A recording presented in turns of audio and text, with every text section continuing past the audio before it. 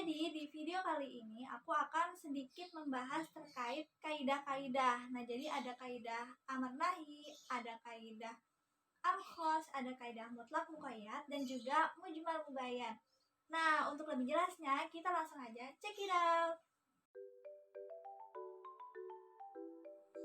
Nah, yang pertama aku bahas ialah terkait amar atau perintah.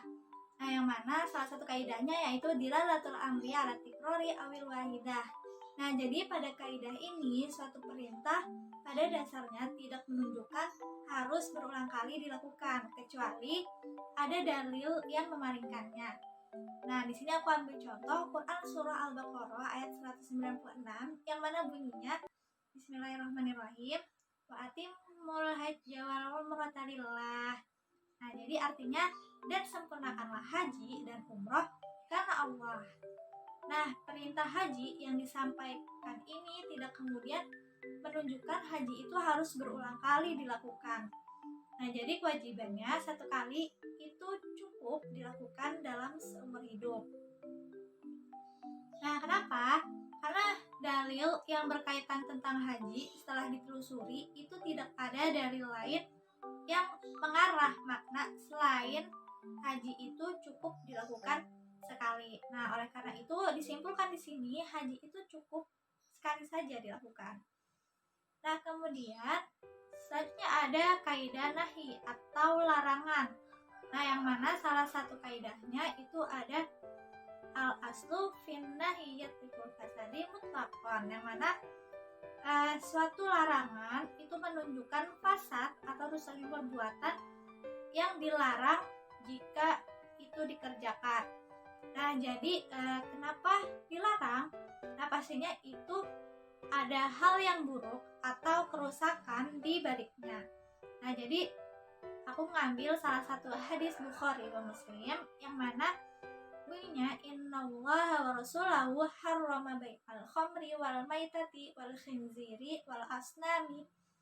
Nah, yang mana artinya sesungguhnya Allah dan Rasulnya itu mengharamkan jual beli khamar, bangkai, babi dan juga patung. Nah, jadi jual belinya itu menjadi tidak sah. Nah, jadi perbuatan jual beli ini hukumnya menjadi haram. Nah, selanjutnya kita akan bahas terkait selanjutnya aku akan bahas terkait kaidah am dan khos, yang mana ini tuh membahas dari segi cakupan, di mana am itu umum sementara khos itu khusus. Nah, di sini ada kaidah am yuradu bihi khusus, yang mana lafaz am itu disertai qarinah yang menghilangkan arti keumumannya. Nah, lanjut kita ke langsung ke ayat, yaitu Quran surah An-Nisa ayat 24 yang mana bunyinya Bismillahirrahmanirrahim. Fauhilla lakum ma wara'a dzalikum an tabtagu bi amwalikum musinina ghairu musafihin.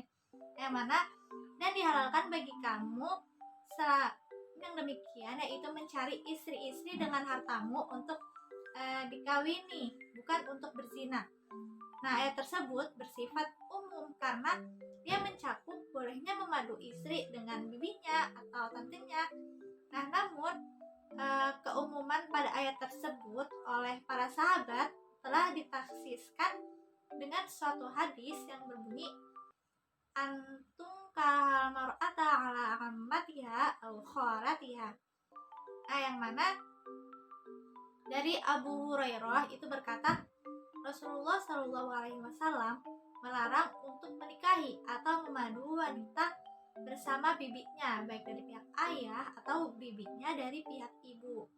Nah, dengan demikian hukum haram memadu wanita dengan bibi atau tantenya itu telah dikeluarkan atau ditaksiskan dari keumuman ayat tersebut. Nah, selanjutnya kita akan membahas lagi terkait selanjutnya kita membahas tentang kaidah mutlak muqayyad. Nah, yang mana kaidah mutlak itu bermakna tidak dibatasi dan kemudian muqayyad ini menjadi terbatas. Nah, di sini aku ingin membahas tentang mutlak dari ayat yang menjelaskan wasiat. bunyinya mimba diwasiyati yusi biha audain. Nah, artinya pembagian tersebut sesudah dipenuhi wasiat yang ia buat atau dan sesudah dibayar hutangnya. Nah, kata wasiat ini merupakan bentuk kata mutlak, yaitu bolehnya berwasiat dengan ukuran berapapun, tidak dibatasi jumlahnya, tidak ada minimal maksimalnya. Nah, kemudian wasiat ini awalnya mutlak. Nah, kemudian diberi batasan oleh nas hadis yang mana ada ketika Sa'ad bin Abi Waqqas itu meminta izin kepada Rasul untuk mewasiatkan 2/3 hartanya. Kemudian beliau berkata tidak boleh. Nah, lalu Sa'ad berkata setengahnya. Rasul pun berkata tidak boleh. Nah, lalu Sa'ad berkata lagi, kalau begitu 1/3-nya. Nah, akhirnya Rasulullah SAW bersabda, as-sulusu was-sulusu katsir, innaka antadara warasataka aghniya'a khairum min antadarohum alatai yatakaffafunan nas. Nah, jadi sepertiganya itu cukup banyak. Sesungguhnya jika engkau meninggalkan para ahli warismu dalam keadaan kaya atau cukup, itu lebih baik daripada engkau meninggalkan mereka dalam keadaan miskin sehingga meminta-minta kepada orang lain. Nah, pada hadis inilah yang menunjukkan kaidah muqayyad, yang mana di sini dia membatasi 1/3-nya untuk ahli waris. Nah, terakhir ada kaidah mujmal dan mubayyan. Nah, mujmal itu berarti global atau tidak terperinci, sementara mubayyan ini menjelaskan atau yang merinci. Contohnya pada surah Al-Baqarah ayat 110 yang bunyinya waqimus sholata wa atuz zakah, artinya dan dirikanlah sholat dan tunaikanlah zakat. Nah, ayat di atas itu menjelaskan tentang kewajiban sholat, namun sifatnya itu masih global karena ayat tersebut itu tidak merinci berapa kali, berapa rakaatnya, dan bagaimana cara mengerjakannya. Nah, oleh karena itu datanglah hadis Rasulullah yang berfungsi untuk menjelaskan kemujmalan atau globalnya ayat tersebut.